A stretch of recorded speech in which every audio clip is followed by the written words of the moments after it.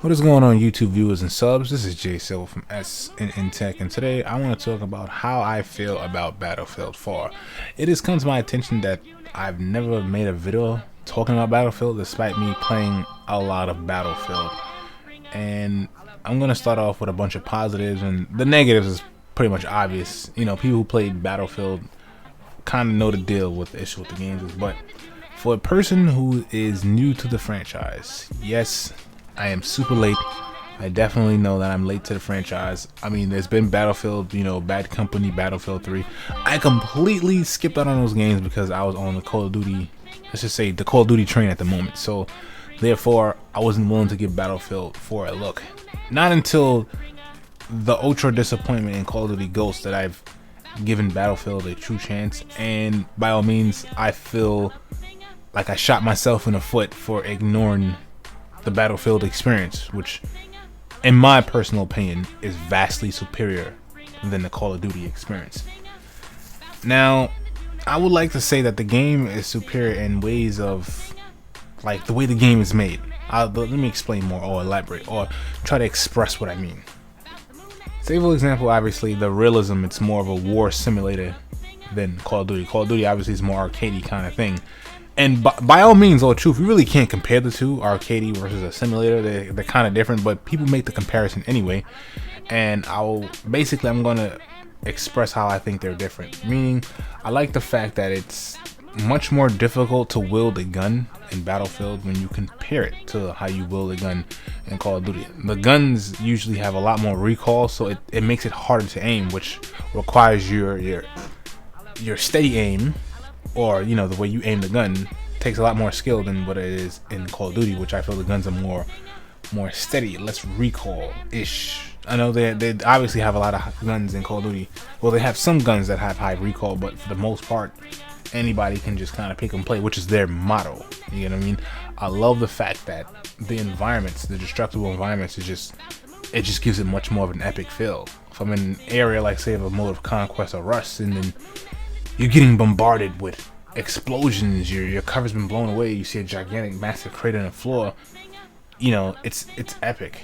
I love the fact that even doing vehicular warfare, it takes skill and practice to do that. Like, if you don't have any knowledge of how to really work or how to go about operating in vehicles, you're most likely gonna die. You can obviously crash an aircraft very easily. You may not know how to control a tank, or may not know how to go about using it, switching between the weapons, switch between your smoke and active armor. Like, I love the fact that takes skill to actually sit there and practice and play.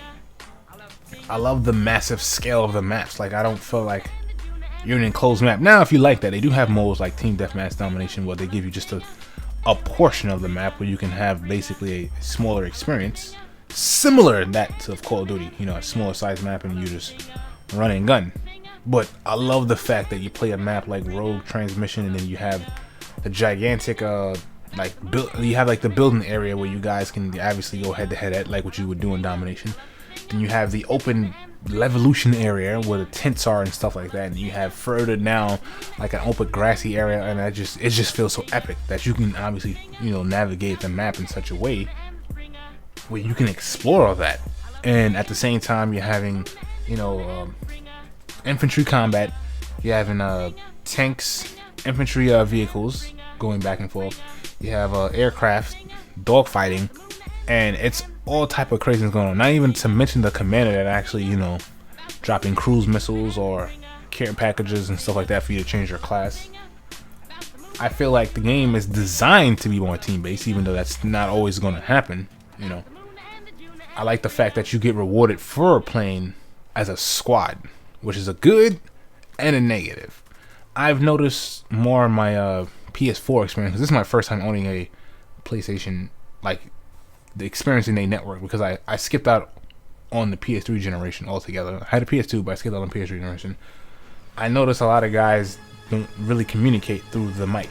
If they are, then most likely I either in a party or just not communicating at all, which kind of takes away, because this game kind of requires a lot of teamwork, but it just doesn't, I just don't really get that. Of all these games I've been playing, I don't get that kind of teamwork. Love the game. I love the fact that it's like I'm not limited to what I can do. Like if I jump off a gigantic building that don't even look like you can even access in the first place, which you can, as long as within the, the realm of the map, I can get up there through aircraft or whatever means necessary. I can get myself up there, and then I can just simply jump off and navigate through parachute. It's freaking awesome. If I gotta jump into a gigantic body of water and submerge myself and get away, a soldier can do that. Now, this may not be nothing new to you guys. Remember, this is my first Battlefield experience. In Call of Duty, I'm used to those kinds of restrictions. At the time, it's just normal to me. So now when I'm doing these things, I'm just amazed by it. Like, wow. Like, where has this game been all my life? I mean, it's been here. I just been ignoring it. Now, what makes Battlefield suffer and things I would love to see DICE add to the game, which would make it that much better, are mostly the technical issues. Well, they've been solving it anyway. The game haven't crashed on me since after the second patch. After the second patch, haven't had any game crashes. The game's been perfectly fine from that point on. My gripe with the game is more of little things that I would say that Call of Duty does very well that I wish was over here. What I've been told in Battlefield 3, because I've ignored that game as well. I've actually tried it, but I was a little biased because I was so much on, the Battlefield. I mean, the Call of Duty train at the time. Was the party system. I think it's really annoying that in Battlefield I have to let my friend go into a match, then join in behind them, and if we somehow don't end up on the same team, I have to switch teams in the middle of the match, which is really dumb. I mean, granted, they added the queue system, I believe around patch 3 or patch 2. The queue system was added, which makes it a lot easier instead of me spamming X and trying to get in and force my way into the match. At least I'm queued in an RPG type manner or MMO type manner that I'm going to get into the match. I actually like that. But I hate the fact that I have to even let him go first, then I got to join second, and then I have to either switch teams, then I have to join his squad from there. Like I don't see why the game is not intelligent enough to see that me and him are on the same friends list and have us join automatically or have us party up before we even go look into the match. Now this is on the PS4 version. Could be different on the PC. I know it's not like that on the 360 the same exact way. If anybody knows different or if it's different on a different platform, let me know. Right now I've just been playing strictly on a PS4. I also feel that like for example, the issues that they worked on, it's still having issues. When the game comes in, it takes a moment for all the ambient noises to fully load. It's not nothing that's gonna say, oh god, this game is crazy, or fucking EA and DICE. No, it's not that bad, but it's still a minor annoyance. Like, after all these patches, I don't understand why this has not been corrected thus far. Also, I've liked that they attempted in the fourth patch, I like that they attempted to fix the kill cam's enemies' health status, because it was crazy wonky before. Go head to head with a guy, just shoot him. I see a little smidget of his health because you can see the little health status above the the head, and he'll have just a smidget of health, but then the kill cam says he has 75%, right? And this one, supposedly they fixed it, but now it has another issue because I've noticed this twice when head to head, and this is for patch 4. I've noticed this twice when head to head with a guy, and it says he has 0 health, but he kills me, and he's still running around alive. So I'm like, how the hell does he have 0% health, but I'm dead and he's alive? Shouldn't he be dead too? That's also another issue containing that there shouldn't be an exchange in kills. You get what I mean? Like, under certain circumstances where, let's say if he kills me first, but I threw a grenade, and the grenade happened to kill him a second after he already shot me to death, that makes sense. But there's no way in hell that we both should have a gun battle and we die seconds behind each other. That shows that there's a lag and latency between the servers, I guess, right? That is a crazy issue in itself. I guess that's really the party system. That's all my only gripes. Everything else, I'm really impressed. Oh, wait. No. I have Battlefield 4 Premium and China Rising, right? I don't like the fact that I have to manually select a China Rising map to play China Rising instead of having it thrown into the rotation of the disc maps. I don't understand why isn't it built on top of you. If you bought the maps, you're in the group with a either the premium or the people who separately purchase those maps to be grouped together in a playlist where those maps are thrown into the rotation. Because outside of selecting, let's say, the server browser, I may select a China map, a China Rising map. I'm only going to keep playing the China Rising maps, and then let's say if I get a little annoyed with it, then I gotta go back out and then I go to a regular playlist to play the regular disc maps. I think that's not good. You know, I don't see why there's no way of integrating that together. Now, for those who don't have, you know, Battlefield 4 Premium or have purchased the China Rising maps, you would keep those people out of that loop. But then everybody else, you would keep them in the map loop, kind of like how the way Activision and the Call of Duty series does it. You know, when I go search for a map and then I have a map pack, it puts me in a group of people who have map packs, so that way I have the disc maps and the map packs. That way I can enjoy it. I think it's a bad, like I said, idea that I have to manually select a China Rising map, and then from there I'm just keep throwing it into a loop. And the way it is now on the PS4, it doesn't seem like a lot of people own China Rising maps, because sometimes I'll do a conquest mode and it'll be like a 5 versus 6 when it should be a freaking, you know, 32 versus 32. So those are a few things that I think you know, Battlefield, I mean EA should address upon Battlefield.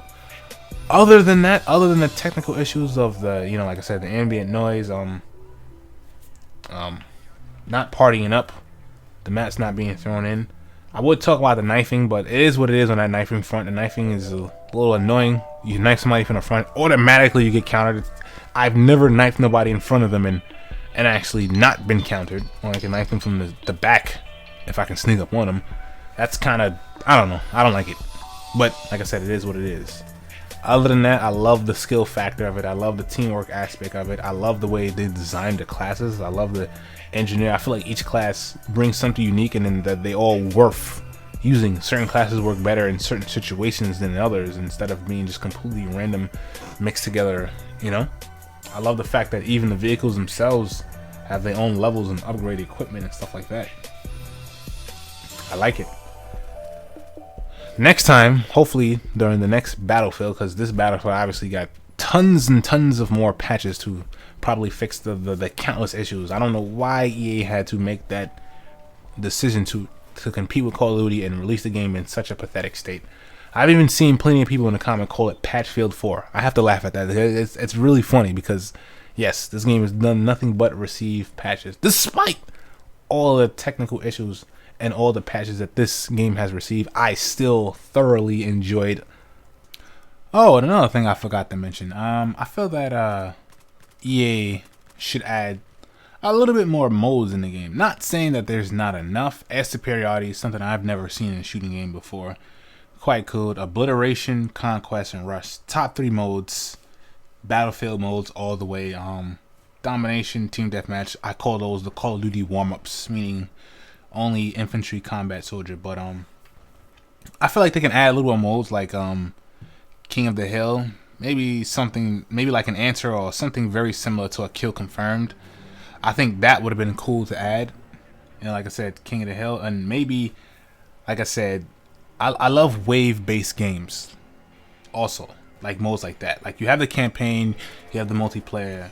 And I notice most good shooters, let's say like Gears, COD, even the old Halo ODST have some kind of wave-based game where, you know, obviously for Call of Duty, you have the zombies and, you know, the extinction modes with the horrible ghost. And then Gears, you had crap, what was that mode called? Well, Horde mode. There you go. You had Horde mode, which I had a lot of fun. I like the fact how Horde mode was very detailed. You earned your cash depending on how you perform and kill enemies and how you have to defend your own equipment. That would be some exciting stuff if EA can get that, and let's say an update, you know, with the inclusion of the must-have party system. Like I said, throw the maps in rotation. Also, I've noticed on the PS4 version that was brought to my attention, the Second Assault DLC, it's only been on the Xbox One, and it's haven't been on the PlayStation. I don't know what's going on with that.